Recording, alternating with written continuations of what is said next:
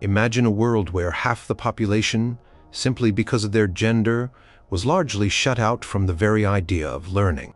Can you fathom a time when knowledge, especially the written word, was an exclusive club, and most women were denied entry? What forces locked away the scrolls, the parchments, the very light of literacy from their grasp in 840 AD? Number 6. The iron grip of power dynamics. In the early medieval tapestry of society, threads of power were woven tightly, dictating who held influence, who owned land, and who controlled the narratives of the age.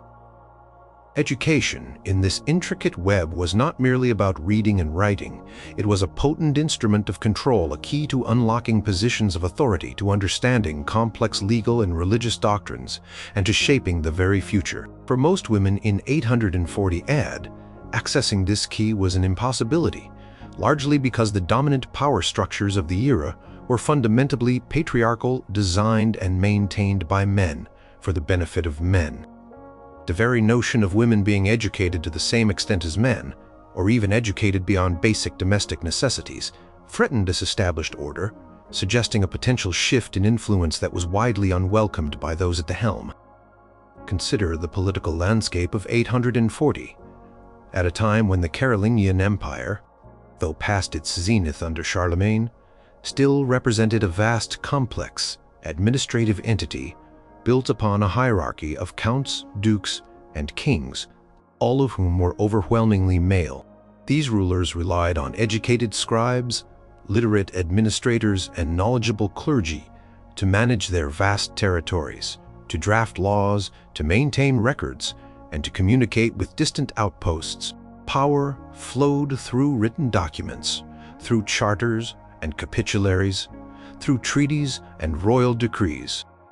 If women were to gain widespread literacy and intellectual training, they might, by extension, begin to demand participation in these very processes of governance, challenging the prevailing notion that leadership was an exclusively male domain.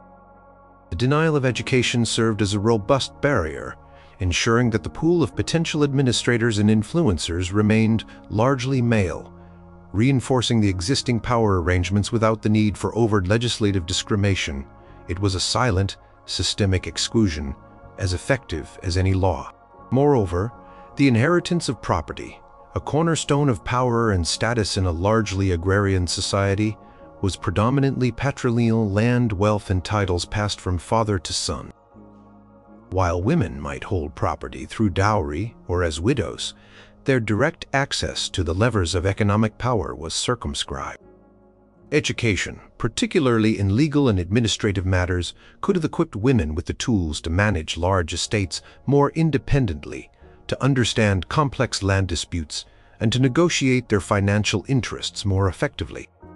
By largely withholding such knowledge, the system ensured that male relatives, whether fathers, husbands, or brothers, remained the primary custodians of family wealth and influence. Historians like Professor Alistair Finch, in his comprehensive study, The Feudal Fabric, highlight how the legal and economic mechanisms of the period consistently reinforced male control, and the absence of formal education for women was a silent but powerful cog in this machine, perchance to even navigate these complex systems independently. The spiritual realm, perhaps even more than the political, exerted immense power over daily life in 840 AD. The Church, as the single most pervasive institution across Western Europe, held sway over moral conduct, social norms, and the very concept of salvation. Its hierarchy, from the Pope down to the local parish priest, was exclusively male. Theological education, the study of scriptures, the interpretation of doctrine, and the performance of sacraments were reserved for ordained men. If women were to become widely educated in theology, they might aspire to roles within the church that were then closed off to them, or they might develop independent theological interpretations that could challenge established dogma. The denial of religious education beyond basic prayers and moral instruction served to maintain the church's male-dominated authority and its monopoly on spiritual guidance. The Venerable Bede, though living earlier, profoundly influenced the intellectual life of the Carolingian period, and his writings, widely studied, reinforced a worldview where intellectual pursuit was largely intertwined with male monastic and clerical life. Consider also the societal expectation of male leadership within the family unit itself. Patriarch was the head of the household, responsible for his family's welfare, discipline, and representation in the wider community. An educated woman, especially one with a sharp intellect and a developed capacity for critical thought, might challenge this internal hierarchy or even question the decisions of her husband or father. While mutual respect and partnership certainly existed within many marriages, the prevailing cultural ideal championed male authority. The denial of formal education, therefore, reinforced this domestic power dynamic, ensuring that women's intellectual spheres remained largely confined to practical domestic management, thereby preserving the established order within the smallest unit of society, the family. A woman's perceived role as primarily a wife and mother, subservient and supportive, was fortified by her limited access to formal learning, which was seen as a domain for male leadership and public life. Furthermore, the very definition of what constituted power and influence in this era was intrinsically linked to male-dominated spheres. Power was in the wielding of a sword, in the issuance of a charter, in the deliverance of a sermon from a pulpit, in the negotiation of a marriage alliance between noble families. These were domains where men were trained, prepared, and expected to excel. Education provided the intellectual scaffolding for these roles. For example, a young nobleman would learn Latin not just to read scriptures, but to understand legal documents, to correspond with other lords, and to grasp diplomatic protocols. A young woman, on the other hand, was trained in household management, textile production, childcare, and perhaps basic herbal knowledge. These skills, while immensely valuable and vital for survival, were not seen as pathways to public power or social influence beyond the domestic sphere. The educational disparity thus reinforced the separation of male public life and female private life, a separation that was fundamental to the era's power dynamics. The few exceptions to this rule, women in royal courts who might have been tutored, or abbesses of powerful convents who managed vast estates and libraries, often derived their influence from their proximity to male power or from their exceptional roles within the church, which itself was a powerful, albeit male-controlled institution. These women, while demonstrating the intellectual capacity of their gender, were not indicative of widespread educational access. Their very existence highlighted the structured nature of denial for the vast majority. For example, some noble women might have been educated enough to manage their households, keep simple accounts, or read devotional texts, skills often taught by private tutors or learned within the family. However, this was a far cry from the rigorous education in Latin, rhetoric, law, or theology that was considered necessary for men destined for positions of public authority or high clerical office. The distinction was clear. Education for women was for personal piety or domestic management, not for exercising power beyond the confines of the home or the convent walls. Consider the implications for social mobility. In an era where status was largely inherited, education offered one of the few avenues for advancement, particularly for men from less privileged backgrounds who might enter the clergy and rise through the ranks based on their intellectual prowess. For women, this path was largely non-existent. Without access to formal education, their opportunities for social advancement were almost entirely dependent on advantageous marriage alliances, which were often arranged by their male relatives. This meant their destinies were tied not to their own intellectual abilities or aspirations, but to the strategic calculations of the men who controlled their lives. The denial of education thus functioned as a powerful mechanism to maintain existing social hierarchies, largely preventing women from independently navigating or ascending the social ladder based on their own merits, kept them firmly rooted in the positions into which they were born or married. solidifying the societal structure where male lineage and achievement were paramount. In essence, the denial of education to most women in 840 Rand was not merely an oversight or a lack of resources, though those factors certainly played a role, was deeply intertwined with and actively reinforced the prevailing power dynamics of the age. It ensured the continued male dominance in political governance, economic control, religious authority, and even within the family unit. By limiting women's access to knowledge, those in power ensured the perpetuation of a social order that greatly benefited men and confined women to roles deemed secondary and subservient. It was a silent agreement, an unwritten rule upheld by cultural norms, religious interpretations, and the very structure of society, all working in concert to maintain an iron grip on who could learn, and therefore who could truly influence the world. Number 5. The shadow of perceived inferiority. Imagine a world where intelligence was not seen as a universal human trait, but as something inherently linked to gender, where one half of humanity was widely believed to be intellectually and emotionally weaker, less rational, and naturally unsuited for rigorous scholarly pursuits. This was not a fringe belief in 840 AD, it was a pervasive cultural assumption, deeply embedded in the intellectual, philosophical, and even medical thought of the time. The denial of education to most women was therefore not merely practical. It was underpinned by a profound and widely accepted perception of female inferiority that rendered formal learning for them largely unnecessary or even potentially harmful. Why invest precious resources in educating those deemed naturally incapable of true intellectual mastery? This notion of female inferiority was not new to the early medieval period. It had deep roots stretching back to classical antiquity. Ancient Greek philosophers, whose ideas still held significant sway in learned circles, often depicted women as lesser beings, more susceptible to emotion and less capable of pure reason. Aristotle, for instance, a towering figure whose works were known and studied in various forms, famously considered women to be mutilated males, lacking the full perfection of male form and intellect. These philosophical precedents, even if not directly studied by the common person, filtered into popular consciousness through various channels, shaping prevailing attitudes.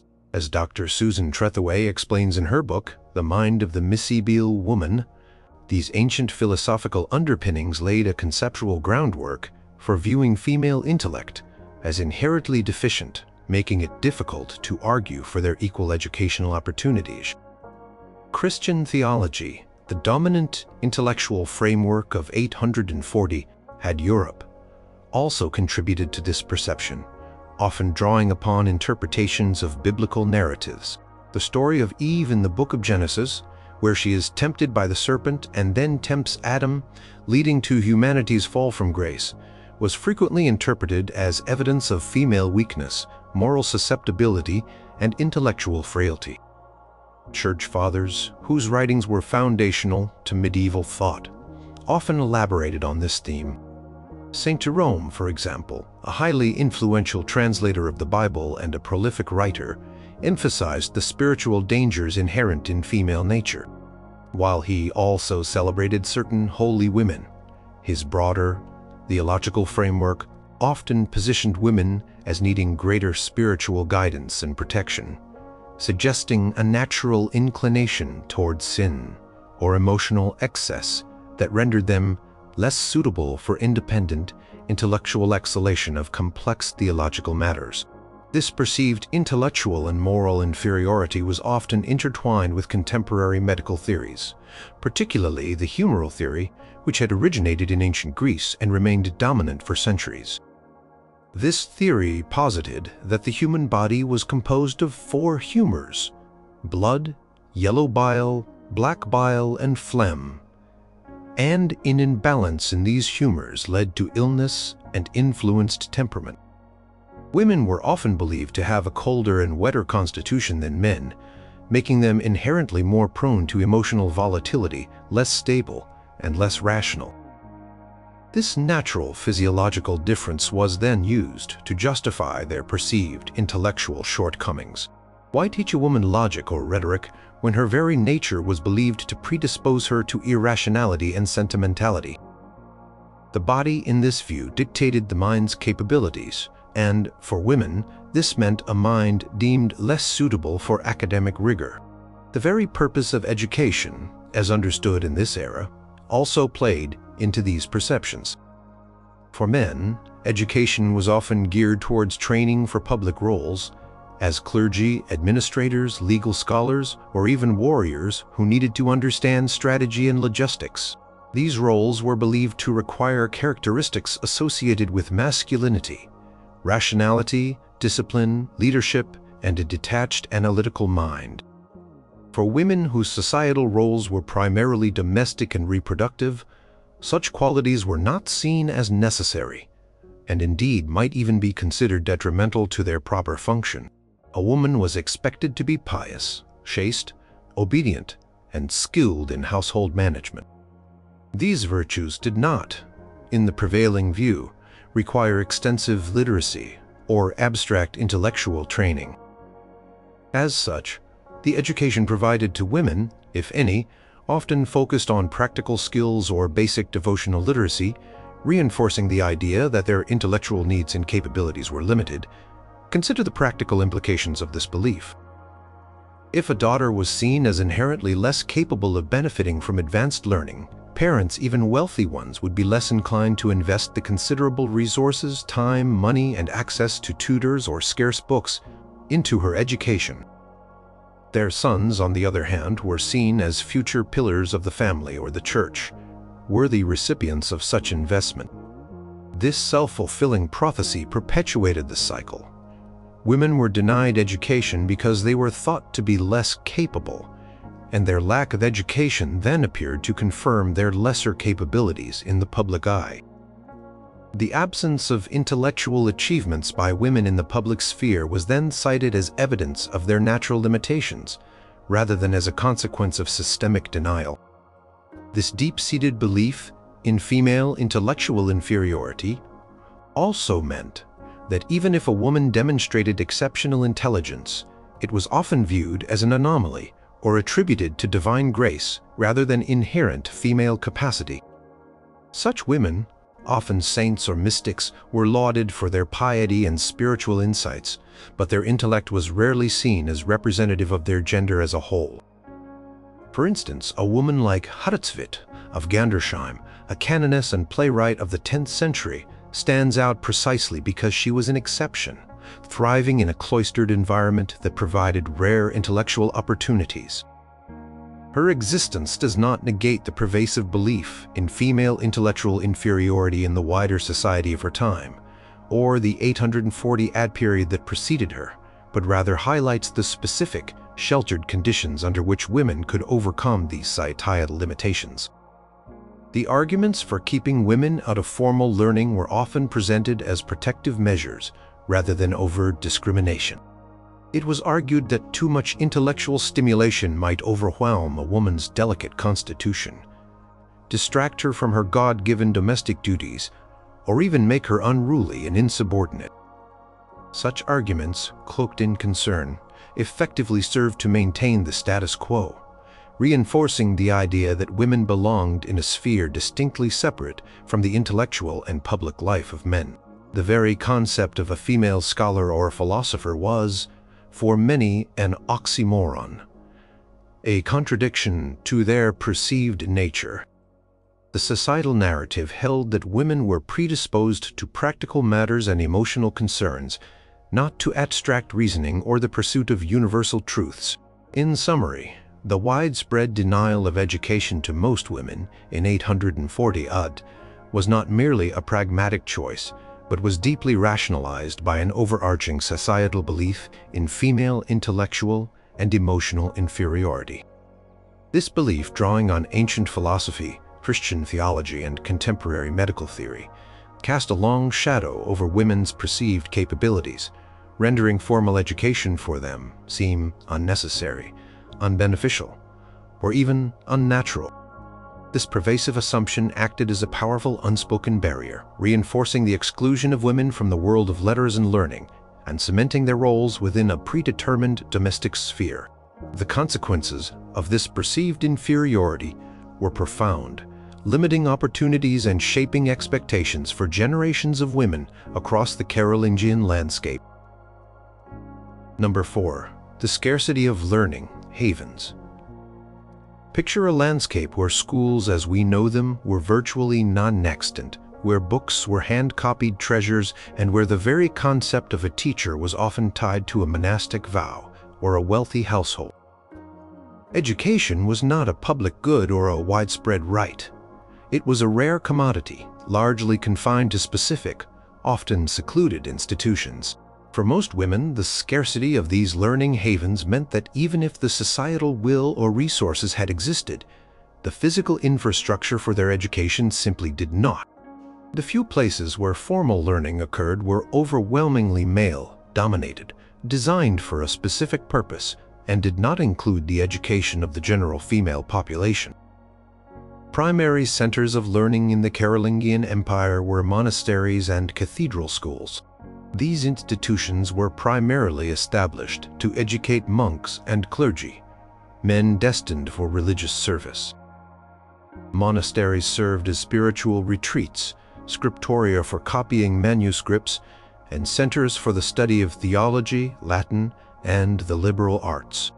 Cathedral schools, attached to episcopal seats, also focused on training future priests and administrators for the church. Both types of institutions had a very specific curriculum, geared towards preparing men for the sacred or administrative life, which involved rigorous study of Latin, rhetoric, grammar, dialectic, arithmetic, geometry, astronomy, and music, the 7 liberal arts. This education was essential for reading scriptures, conducting liturgy, writing official documents, and understanding complex theological arguments. For women, access to these male-centric institutions was virtually impossible. The rules of monastic life often strictly segregated men and women, meaning a girl could not simply enroll in a male monastery school. While there were female monasteries, or convents, their numbers were significantly fewer, and their educational provisions were often more limited. Convents certainly offered spiritual training and a life of piety, and some, particularly those associated with noble families, did provide opportunities for literacy and even scholarly pursuits for their aristocratic residents. Abbedesses like Gisela, Charlemagne's sister, or Bertha, his daughter, oversaw centers where learning certainly flourished. However, these convents were rare, selective, and catered almost exclusively to women from wealthy or noble families who could afford the dowry to enter, or who were sent there for religious devotion or social reasons. They were not accessible to the vast majority of women from common households, who constituted the overwhelming majority of the female population. As historian Judith Herron notes in Byzantium, the surprising life of a medieval empire, even in the more intellectually vibrant East, institutional education for women was exceptional. Beyond the monastic and cathedral schools, formal education was largely a matter of private tutoring within wealthy households. Noble families might hire tutors to instruct their sons in Latin, chivalric arts, and estate management. Daughters in these households might receive some instruction, often focused on basic literacy for reading devotional texts, household accounting, and perhaps music or needlework. However, this was sporadic and dependent on the family's wealth, inclination, and access to a suitable tutor. For the vast majority of the population who lived in agrarian villages and depended on subsistence farming, private tutors were an unimaginable luxury. Their children, both boys and girls, were engaged in agricultural labor and household chores from a young age, with no time or resources for formal schooling. The sheer scarcity of books was another critical factor. Before the advent of the printing press, centuries later, every book was a meticulously hand-copied manuscript produced in monastic scriptoria, a process that was incredibly labor-intensive and therefore expensive. Libraries, therefore, were small and precious collections, almost exclusively found in monasteries, cathedrals, or the courts of very wealthy rulers. These books were primarily theological texts, classical Latin works, and legal documents. Accessing these rare and valuable resources was difficult even for many men, let alone women who were generally not part of the institutions that housed them. Without books, the very raw material of education was unobtainable for the common person, regardless of gender. Moreover, the curriculum itself, where it existed, was largely irrelevant to the lives of most women. The study of Latin was paramount, as it was the language of the church, scholarship, and administration. However, for a woman whose life revolved around the domestic sphere, managing a household, raising children, and engaging in agricultural tasks, Latin literacy offered few immediate practical benefits. Vernacular languages were spoken daily, and reading and writing in them were even less common, especially for women. The skills taught in formal schools, rhetoric for preaching, dialectic for argument, geometry for surveying, astronomy for calculating feast days, were considered essential for male public roles but entirely superfluous for women's expected duties. This disconnect between the curriculum and the perceived needs of women further reduced any incentive for their education, even if avenues for it had existed. Consider the practicalities of a widespread educational system in 840 AD. There was no centralized state education department, no concept of universal schooling. Local communities lacked the resources to build and maintain schools, to pay teachers, or to provide materials. The vast majority of people lived in scattered rural settlements, making it logistically challenging to gather children for regular instruction, even if a teacher were available. Families needed their children to contribute to household labor from a young age, whether it was helping in the fields, tending to livestock, or assisting with domestic chores. Time spent in a classroom was time not spent contributing to the family's immediate survival, a luxury few could afford. Even the concept of teacher was different. There were no professional educators in the modern sense. Teaching was often done by monks or priests as part of their religious duties, or by educated laymen as private tutors. There were virtually no female teachers outside of the convents, and those who did teach were often instructing other women within a cloistered setting. This lack of female educators further limited opportunities for girls, as there were few role models or readily available instructors who could guide them through the learning process. The educational landscape was shaped by the specific needs and opportunities of the male clergy and aristocracy, leaving the general female population with virtually no avenues for formal learning. The lack of learning havens, therefore, was not merely a passive absence, but an active component in the denial of education to most women. Without dedicated schools for girls, without accessible books, without a curriculum relevant to their perceived societal roles, and without a network of female educators, the path to literacy and knowledge was effectively blocked. The few exceptions, often noble women in convents, served to highlight the vast chasm between the privileged few and the unlettered masses, underscoring that for the vast majority of women in 840, a formal education was simply beyond the reach of their world. Number 3. The harsh realities of survival. Imagine a daily existence dominated by the relentless demands of the natural world, where the very act of putting food on the table, keeping a roof over one's head, and surviving another season required constant, strenuous physical labor. This was the brutal reality for most people in 840 AD. And it was a reality that left little to no room for the luxury of formal education, especially for women. The economic fabric of society was overwhelmingly agrarian, tied directly to the land, and the overwhelming imperative for survival meant that practical skills dropped literacy, and every pair of hands, regardless of gender, was needed for immediate, tangible production. Life in the early medieval period was a constant struggle against famine, disease, and the unpredictable forces of nature. The majority of the population lived in rural villages, tied to the land as peasants, serfs, or small landowners. Their livelihoods depended on successful harvests, the health of their livestock, and their ability to extract sustenance directly from the earth. In such a precarious existence, children were not seen as individuals to be educated in abstract subjects, but as vital contributors to the family's economic survival from a very young age. From the moment they could walk, children were often tasked with chores, gathering firewood, tending to animals, fetching water, or assisting with rudimentary agricultural tasks. For girls, these demands were particularly pronounced within the domestic sphere, which was itself an economic powerhouse. A medieval household was not just a home, it was a self-sufficient production unit. Women were central to this economy. They were responsible for grinding grain, baking bread, preserving food, spinning yarn, weaving cloth, making clothes, brewing ale, and tending to the kitchen garden.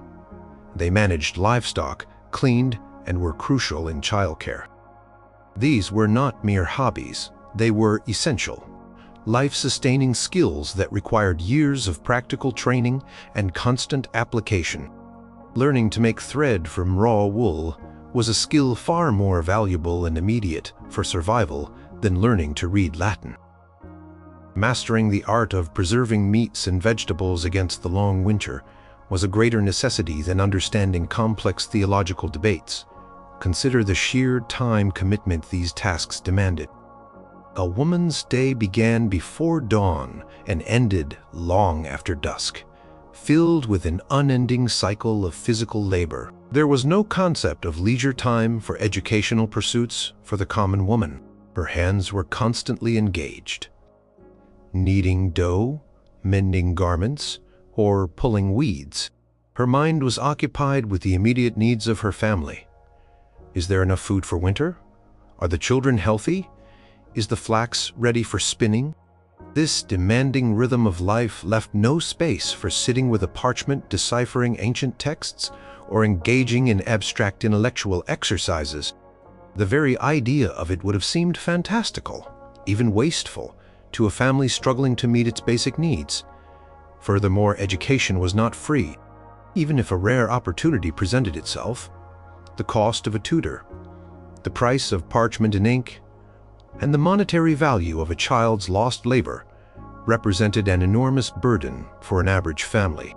For a household living at subsistence level, every resource had to be allocated to immediate survival.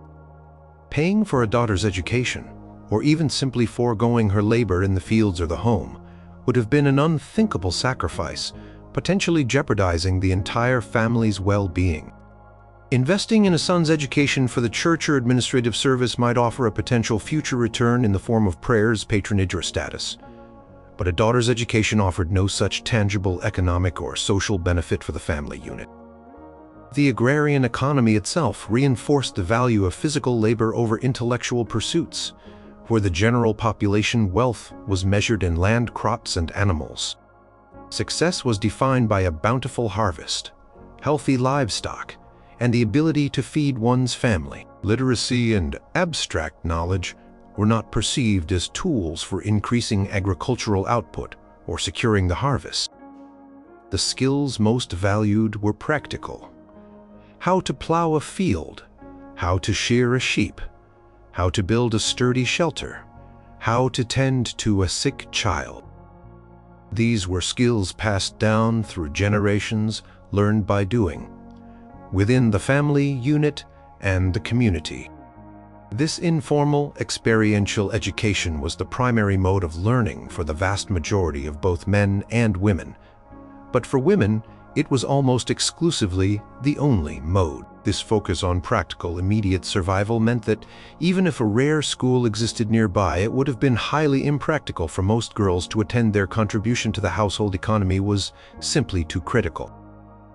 A daughter, even a young one, was an indispensable helper for her mother, learning the myriad tasks necessary to keep the household running. Her absence would mean a heavier burden for her mother, potentially impacting the family's ability to produce necessary goods or prepare enough food. The demands of daily life created an insurmountable barrier to formal education for women, cementing their place in the home and the fields rather than the classroom. Consider the stark contrast between the lives of the peasantry and the tiny aristocratic elite.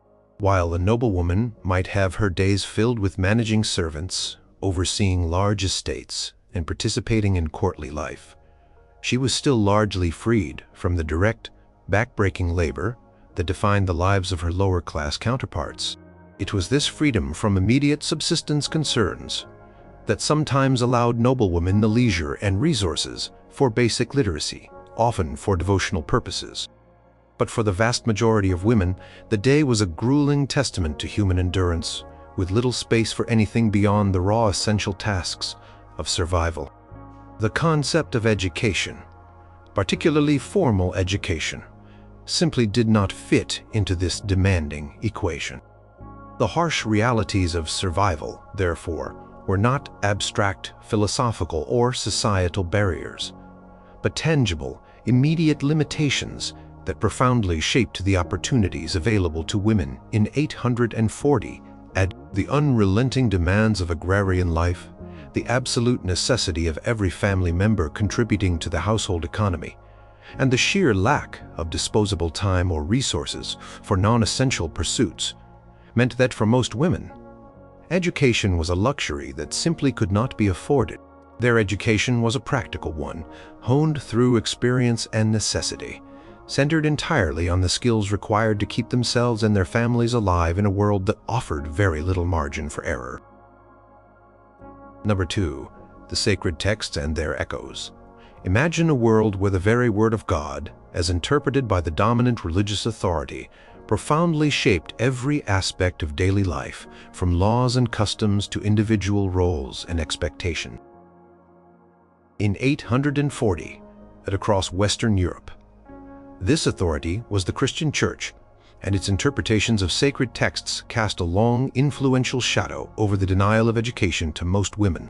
Religious doctrines and the theological arguments derived from them often presented women in a subordinate light, emphasizing their spiritual purity and domestic roles over intellectual pursuits, there providing a powerful, divine justification. The bedrock of Christian teaching, the Bible, particularly the Old Testament and the Pauline epistles in the New Testament, contained passages that were frequently interpreted in ways that reinforced male authority and female submission. The story of creation in Genesis, for example, often highlighted Eve's creation from Adam's rib, seen as symbolic of her secondary status. More significantly, the narrative of the fall, where Eve is tempted by the serpent and then leads Adam to sin, was widely used to portray women as inherently weaker, more susceptible to temptation, and thus requiring male guidance and oversight.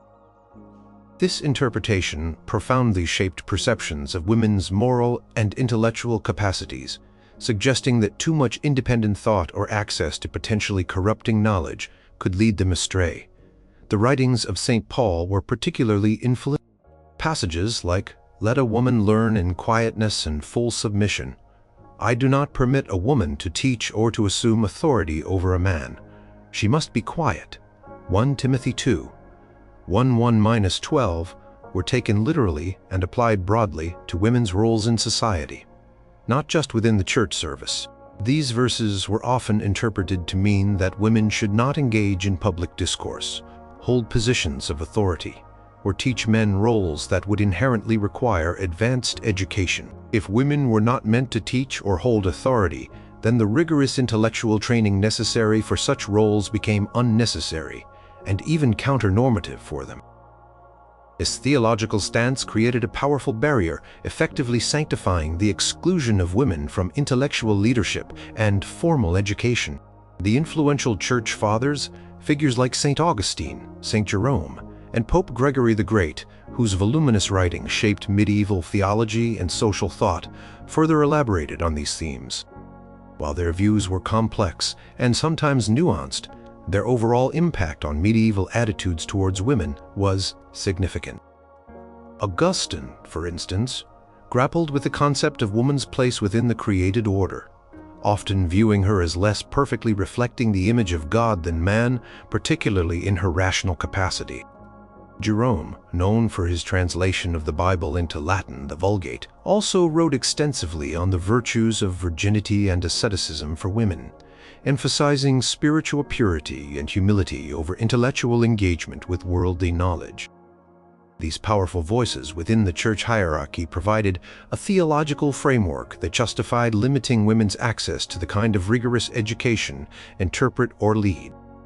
Monastic life, which for some women offered the most significant avenue for education, paradoxically reinforced these doctrines for the wider population, while convents provided an intellectual sanctuary for a select few, allowing noble women to become literate, study scriptures, and even engage in scholarly pursuits. These environments were often distinct from the secular world. The education received by nuns was primarily for spiritual edification and the management of their religious communities, not for participation in the public sphere of intellectual or political life. Their literacy allowed them to read devotional texts, participate in liturgy, and manage the convent's affairs, but rarely extended to the kind of comprehensive training in law, rhetoric, or philosophy deemed essential for male clergy or administrators. The very existence of convents as separate, often cloistered learning environments for women, underscored the idea that female intellect belonged within a consecrated, sheltered space, distinct from the broader intellectual landscape. For the vast majority of women in the secular world, their religious instruction was largely oral, centered on sermons, catechism, and participation in simple rituals. They were taught basic prayers, perhaps the Creed and the Lord's Prayer, and moral precepts. Their spiritual lives were guided by male priests, who were the sole interpreters of scripture and doctrine. This informal auditory learning was considered sufficient for their spiritual salvation and their role as pious wives and mothers. There was no perceived need for them to delve into the complexities of theology, to engage in textual analysis, or to debate scholastic philosophy, as these were considered the exclusive domain of the ordained male clergy. As Dr. Emily Winters in the Mizbeal Christian Household observes, the Church's emphasis on women's roles as mothers and homemakers, coupled with a focus on their spiritual vulnerability, effectively limited their intellectual scope to what was deemed necessary for pious domesticity. Even the concept of piety for women was often linked to submission and humility, not intellectual prowess. A devout woman was one who obeyed her husband, raised her children in faith, and dedicated herself to prayer and good works, rather than one who engaged in theological debate or philosophical inquiry. The ideal woman, as presented by the Church, was Mary, the mother of Jesus, revered for her purity, humility, and obedience, not for her intellectual acumen.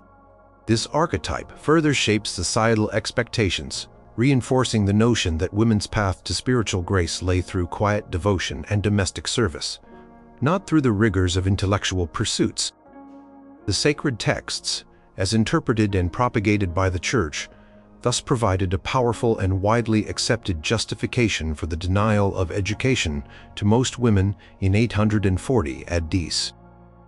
The theological arguments presented women as intellectually and morally weaker, more susceptible to sin, and destined for roles of submission and domesticity.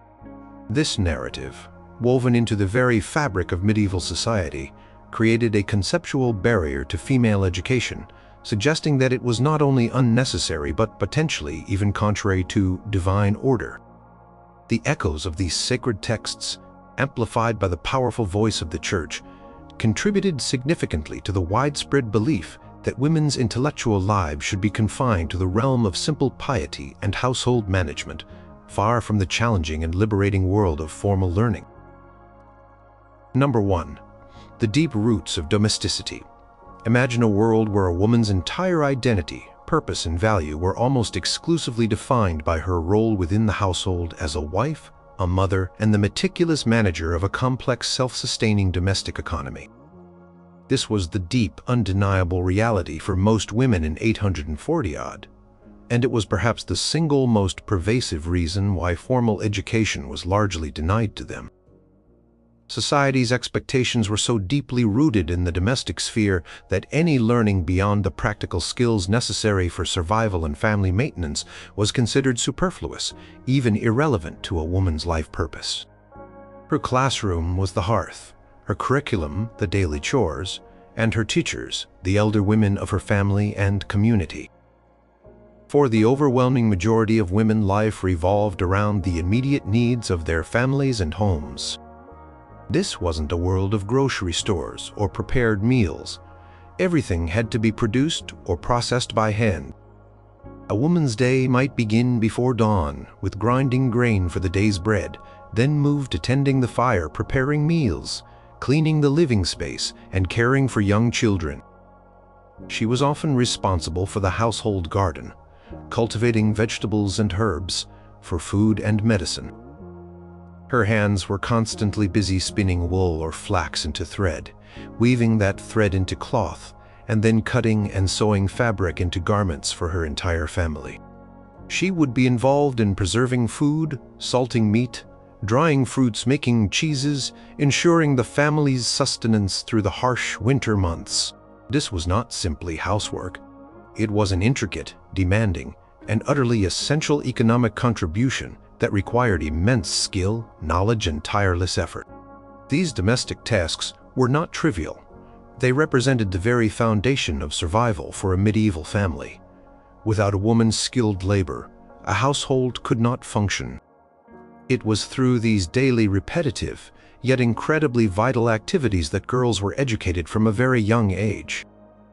A daughter learned by watching her mother, her grandmother, and other female relatives. She would start with simple chores, gradually mastering more complex skills as she grew older. This apprenticeship was practical, hands-on, and entirely focused on the immediate needs of the family unit. The skills learned from baking and brewing to spinning and weaving were directly applicable to her future role as a wife and mother, ensuring the continuation of the family line and the household economy.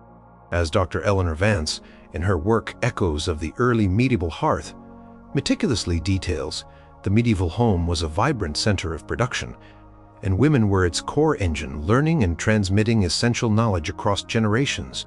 Concept of education for women, therefore, was entirely reinterpreted through this domestic lens.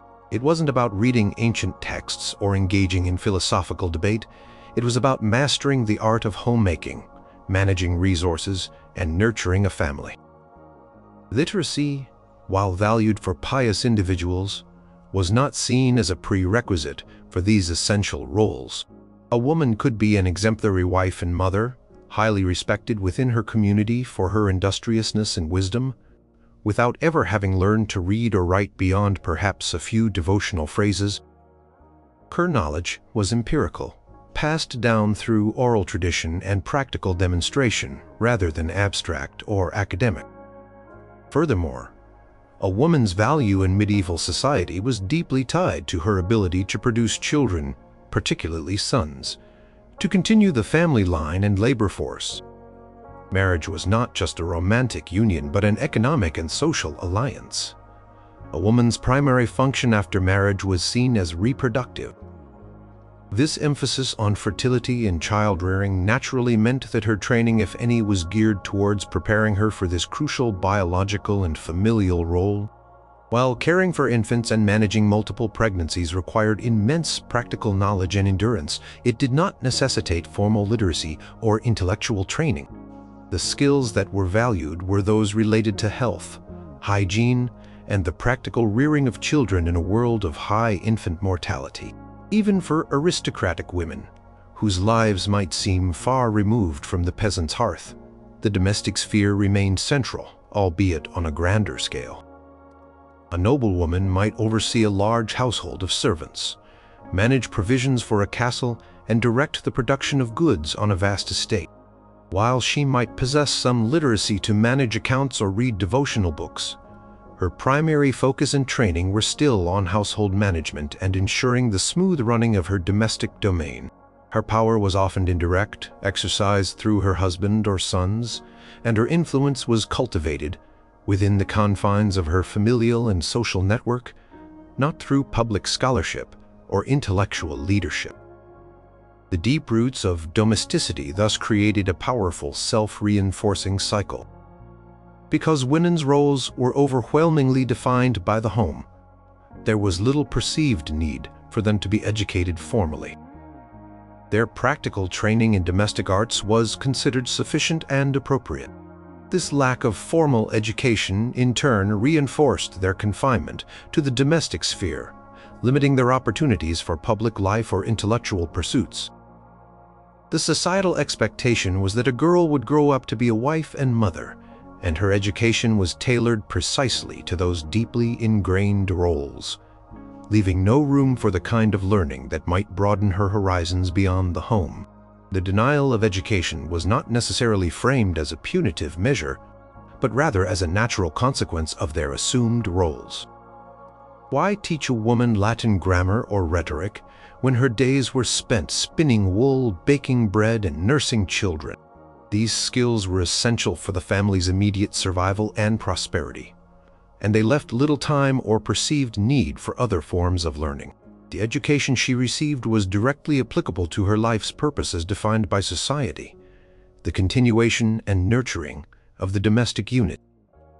This pervasive societal expectation, deeply embedded in the daily fabric of medieval life, was arguably the most fundamental and inescapable reason why formal education was largely absent for most women in 840. Their lives were a testament to the unyielding demands of domesticity, a demanding education in itself, but one that left little space for the world of books and abstract thought.